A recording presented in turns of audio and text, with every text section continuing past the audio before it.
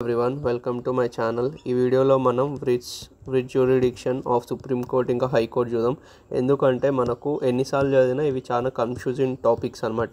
So దీనిలో మనం నెమోనిక్స్ are ఎట్లయినా చూసి నేర్చుకుందాం అనమాట. ఫస్ట్ ఆఫ్ ఆల్ మనకు సుప్రీం కోర్ట్కి ఎట్లా పవర్ వస్తుంది అంటే ఏ ఆర్టికల్ నుంచి అంటే ఆర్టికల్ 32 అనమాట. ఇంకా హైకోర్ట్కి ఆర్టికల్ 226 నుంచి పవర్ వస్తుంది అనమాట. సో ఈ రెండు మనం గుర్తుపెట్టుకోవాలి. ఆర్టికల్ 32కి సుప్రీం కోర్ట్కి పవర్ వస్తుంది, హైకోర్ట్కి ఏమో ఆర్టికల్ 226.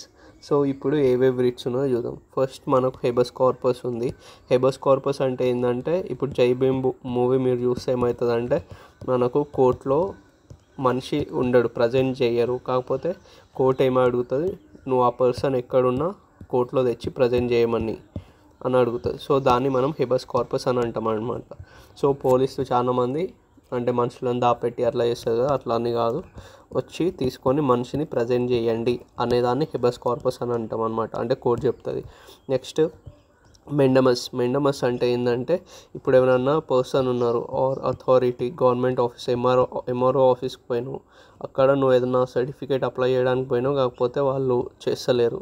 సో అప్పుడు మనకు కోర్ట్ ఏం చేస్తుంది అంటే మెండమస్ ఇష్యూ చేస్తుంది, నీది మస్త్ అయింది, నువ్వు ఇప్పుడు పబ్లిక్ డ్యూటీ చెయ్యి అని కోర్ట్ ఇష్యూ చేస్తుంది. అంటే either it be high court or supreme court. So దీన్ని ఎట్లా గుర్తుపెట్టుకోవచ్చు అంటే ఎంయూఎస్ అంటే మస్త్ అయింది, ఇప్పుడు నువ్వు వర్క్ చేయి అన్నట్టు. ఓకే. నెక్స్ట్ మనకు సెరిషోరరీ. సెరిషోరరీ అంటే ఏంటంటే ఇప్పుడు మనకు హైకోర్ట్ ఆర్ సుప్రీం కోర్ట్ కింద ఉంటాయి కదా, దాని కింద ఉండే కోర్ట్స్ ఏవైతే కొన్ని లీగాలిటీ ఆర్ కొన్నిసార్లు చిన్న కోర్ట్సే డెత్ సెంటెన్స్ ఇస్తాయి చిన్న కేసెస్కి. అప్పుడు ఏమవుతుంది అంటే హైకోర్ట్ ఆర్ సుప్రీం కోర్ట్స్ అనేవి అవి తీసుకోవాల్సి వస్తుంది డైరెక్ట్గా. ఓకే. లేదంటే దానికి హైకోర్ట్స్ ఆర్ సుప్రీం కోర్ట్స్ ఎప్పుడు అనిపించినా అది ట్రాన్స్ఫర్ చేసుకోవచ్చు అనమాట ఆ కేసుని. సో అదనమాట, దాన్ని సెరిషోరరీ అని అంటారనమాట. సో దీన్ని ఎట్లా గుర్తుపెట్టుకోవచ్చు అంటే రారీ అంటే తీసుకొని రండి అన్నట్టు. సెరిషోరరీ అంటే కింద కోర్ట్స్ నుంచి తీసుకొని రండి, మీ వల్ల అయితే లేదు ఆ కేసు సాల్వ్ చేయడం అని. ఓకే, ఇది రారీ గుర్తుపెట్టుకోండి. ఇక్కడ ఎంయూఎస్ అంటే మస్త్ అయింది. నెక్స్ట్ ప్రొహిబిషన్ అంటే ఏంటంటే ఏదన్నా గవర్నమెంట్ అథారిటీ లేదంటే ఇన్ఫీరియర్ కోర్ట్ ఉంది, లేదంటే క్వాసీ జ్యుడిషియల్ అథారిటీ ఉంది. క్వాసీ జ్యుడిషియల్ అంటే ఏంటంటే అది దానికి జ్యుడిషియరీ వర్క్స్ కూడా ఉంటుంది అనమాట. ఓకే. సో అక్కడ ప్రొహిబిషన్ అంటే దాన్ని స్టాప్ చేసే హక్కు కూడా ఉంటుంది. అంటే నువ్వు ఈ పని ఆపేసి నువ్వు కరెక్ట్ చేస్తలేవు అనే ఏదైతే పవర్ ఉంటుందో దాన్ని ప్రొహిబిషన్ అని అంటామంట.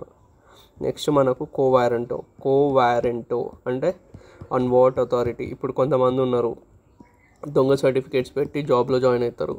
సో అప్పుడు క్వశ్చన్ అడుగుతుంది అంటే ఏమంటారు సుప్రీంకోర్టు ఈ రిట్ జ్యూరిడిక్షన్ అంటే కోవారెంటో నుంచి పవర్ వస్తుంది అనమాట. అంటే కోవారెంటో తీసుకొని అడుగుతుంది నీ సర్టిఫికేట్స్ని చూపి, అంటే ఏ అథారిటీతోనో నువ్వు జాయిన్ అయినావు, అంటే ఏ సర్టిఫికేట్ నుంచి జాయిన్ అయినావు, నీ మార్క్స్ సర్టిఫికేట్ లేదంటే నీకు మార్క్స్ ఎంత వచ్చినాయి, సో ప్రూఫ్ అడుగుతుంది. ఓకే. సో దీన్ని మనం ఈజీగా గుర్తుపెట్టుకోవచ్చు. కోవారెంటో అంటే ఏమంటారు విచ్ అథారిటీ, ఏ అథారిటీతోన జాయిన్ అయినావు అని, అంటే దీనికి ప్రూఫ్ అడుగుతుంది అనమాట కోర్టు.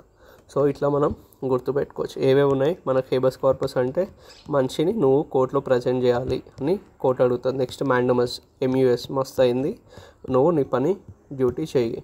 నెక్స్ట్ సెరిషోరరీ అంటే రారీ అంటే మీ దగ్గర కేసు పెండింగ్స్ ఉన్నాయి అవి తీసుకొని రండి. నెక్స్ట్ ప్రొహిబిషన్ అంటే ఏమంటారు ఇన్ఫీరియర్ కోర్ట్స్ ఏవైతే చిన్న కోర్ట్స్ ఉంటాయో దానికి, ఇంకా క్వాసీ జ్యుడిషియల్ అథారిటీస్ ఉంటాయో దానికి మీరు మీ పని ఆపండి అని చెప్పేదాన్ని ప్రొహిబిషన్. నెక్స్ట్ మనకు కోవారెంటో అనమాట. కోవారెంటో అంటే ఆన్ వాట్ అథారిటీ, నువ్వు ఏ అథారిటీతోనో జాయిన్ అయినావు, నీ సర్టిఫికేట్ చూపి అన్నీ అడిగేదాన్ని కోవారెంటో అని అంటారన్నమాట. సో ఇది రిట్స్ అనమాట. బై.